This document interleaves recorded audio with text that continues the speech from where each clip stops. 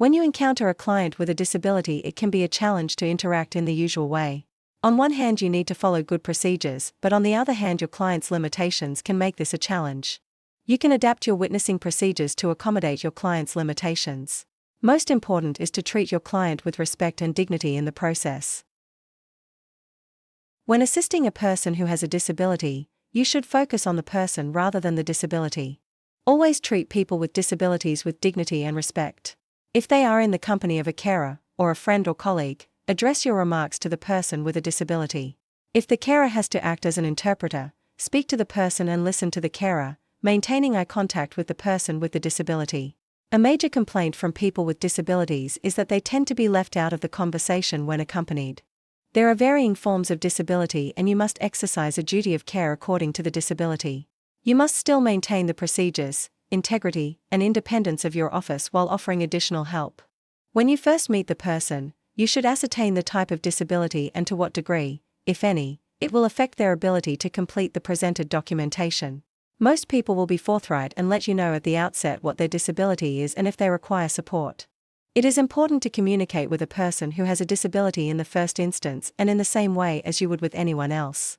Put the person before the disability. Be mindful of the pace and volume of your speech. Confirm your use of language and terminology is clearly understood by the person. You must not complete the statements, sentences, or questions for a person with a disability. Be patient and allow them to complete their words in their own time.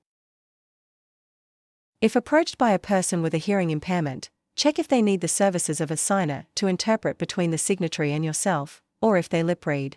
If an interpreter is available to assist, ask the interpreter to make an oath or affirmation for interpreters of signs prior to the document being witnessed. Ask the client for some form of identification. Explain to the client that though the contents of the document will remain confidential, it is necessary to read the document aloud to be sure you have the correct one and that they have a thorough understanding of it. Read the entire document to them, allowing time for them to ask questions if they need to clarify anything.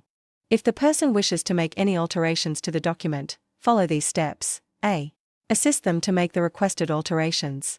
Then B.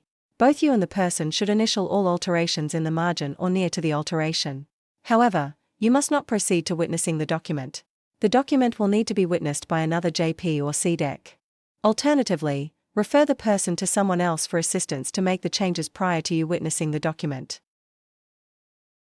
If approached by a client with a speech-language impairment, ascertain how they wish to communicate. For example, they may wish to write or sign. It is possible they will present with a signer to interpret. If an interpreter is available to assist, ask the interpreter to make an oath or affirmation for interpreters. This means they can translate the communications with the client. This should be done prior to the document being witnessed. There are many types of physical disabilities. A physical disability can be described as a condition that permanently prevents normal body movement or control. Physical impairments impacting on the deponent's ability to complete documentation may include an inability to write, sign or hold a pen. A flat, comfortable writing surface should always be made available.